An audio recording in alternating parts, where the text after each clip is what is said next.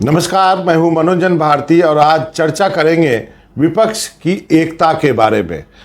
इसकी क्या वजह है, क्यों आज हम इस पर चर्चा करना चाहते हैं। इस पर हम आज इसलिए चर्चा करना चाह रहे हैं कि विपक्ष जो है अब एकजुट होने की कोशिश करने लगा है, करने की कोशिश में है। और इसकी शुरुआत जो हो रही है एक बार फिर से बिहार से हो रही है। बिहार किस लिए महत्वपूर्ण है? बिहार इसलिए महत्वपूर्ण है कि बिहार में नीतीश कुमार ने बीजेपी का दामन छोड़ करके आरजेडी का दामन थामा है और उसके बाद से एक नए ध्रुवीकरण की कोशिश जो है बाकी जगह भी तेज होने लगी है। इसी एक्सपेरिमेंट को अब राष्ट्रीय स्तर पर जो है एक तरह से इसको भुनाने की कोशिश की जा रही है। और इस सिलसिले में सबसे महत्वपूर्ण पड़ाव ये होने वाला है कि लालू यादव और नीतीश कुमार इकट्ठे आ रहे हैं सोनिया गांधी से मिलने के लिए। रविवार को 6 बजे इनकी बैठक होनी है, जिस बैठक में तेजस्वी यादव भी रहेंगे। अब ये महत्वपूर्ण क्यों है? एक समय जो है नीतीश कुमार और लालू यादव अलग अलग थे। आपको मालूम होगा कि यूपीए के समय जब लालू यादव को रेल मंत्री बनाया गया था उस वक्त, और जब विपक्ष हमले करता था सोनिया गांधी पे, तो लालू यादव सबसे आगे आकर के सोनिया गांधी को डिफेंड करते थे किसी भी कांग्रेसी नेता से पहले। तो ये एक रिश्ता है सोनिया गांधी और लालू यादव के बीच में। अब इसमें एक नीतीश कुमार भी जुड़ गए हैं, क्योंकि लालू यादव के साथ और या कहें तेजस्वी यादव के साथ मिलकर वो बिहार में सरकार वो बना रहे हैं। इनका एजेंडा क्या है? इनका एजेंडा यह है कि सभी विपक्षी दलों को साथ लाना है। लालू यादव खुल के कहते हैं कि बीजेपी जो है वो सांप्रदायिक सौहार्द को बिगाड़ करके सत्ता में आने की कोशिश 2024 में करेगी, इसलिए विपक्ष को एकजुट होने के लिए वचनबद्ध होना पड़ेगा, एकजुट होना पड़ेगा, एक साथ आना पड़ेगा। और ये सब उस समय हो रहा है जब केंद्रीय गृह मंत्री अमित शाह 2 दिन के बिहार के दौरे पे हैं और वो सीमांचल का इलाका जहाँ पे कि जो मुस्लिम आबादी वहाँ पर थोड़ी ज़्यादा है, जैसे पूर्णिया, कटिहार, किशनगंज, इन जगहों 2 रैलियाँ कर रहे हैं। और उसी का जवाब देने के लिए एक तरह से एक पूरी तैयारी के साथ जो राजद और जेडीयू गठबंधन है उसके नेता दिल्ली आ रहे हैं। रविवार को ये बैठक होने वाली है। अब यह है कि इस बैठक के साथ एक नया संदेश भी देने की कोशिश हो रही है। केवल लालू और नीतीश और तेजस्वी ही दिल्ली नहीं आ रहे हैं। यहाँ एक हरियाणा में फतेहाबाद में एक रैली है इंडियन नेशनल लोक दल की, यानी ओम प्रकाश चौटाला के पार्टी की।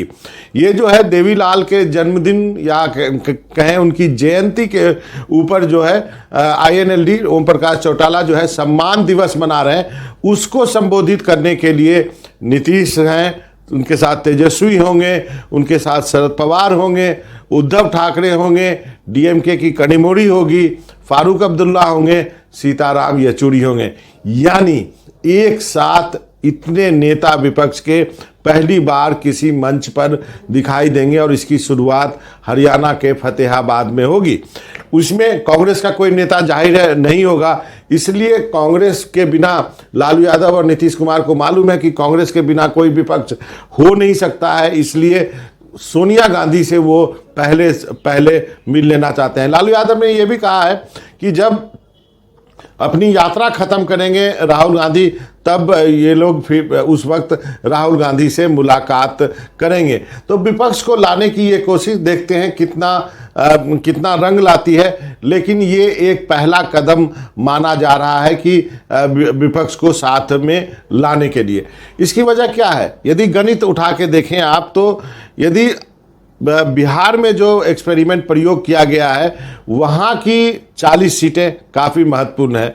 पश्चिम बंगाल में यदि ममता बनर्जी और बाकी विपक्ष साथ लड़ते हैं और वहाँ पर बीजेपी को रोक देते हैं, वहाँ की 42 सीटें, 48 सीटें जो है आती हैं महाराष्ट्र से। वहाँ पे अघाड़ी ने यदि अच्छे ढंग से चुनाव लड़ा तो वहाँ के नतीजे भी काफ़ी अच्छे हो सकते हैं। और 39 सीटें तमिलनाडु की जहाँ बीजेपी नहीं है।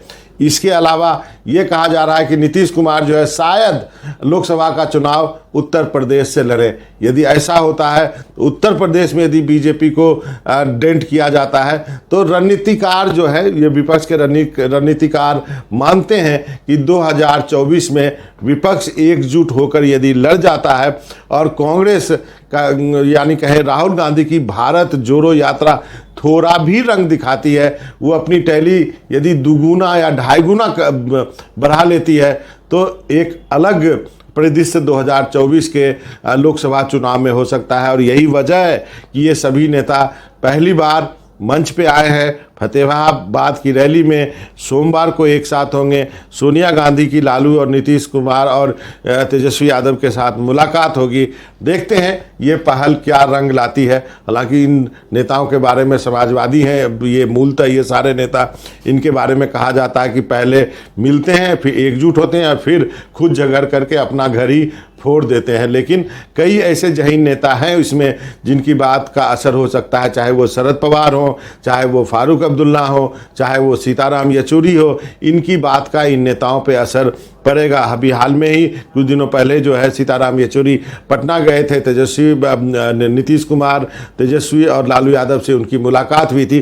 तो एक कोशिश तो की जानी चाहिए। उम्मीद करते हैं कि जो उम्मीद करके विपक्ष के नेता ये कोशिश कर रहे हैं कि विपक्ष 2024 के पहले एकजुट हो और हम एकजुट होकर के बीजेपी को शिकस्त दे सकते हैं। यदि इस विचारधारा पे ये काम करते रहें और कांग्रेस को भी साथ ले आते हैं, उधर ममता बनर्जी को साथ ले आते हैं, तो एक जो है अच्छा विपक्ष जो है खड़ा किया जा सकता है 2024 में। तो इंतजार कीजिए लालू, नीतीश और सोनिया गांधी के मीटिंग के बाद क्या होता है और फतेहाबाद रैली के बाद राजनीति किस करवट बैठती है। आज इतना ही। मनोरंजन भारती को इजाज़त दीजिए।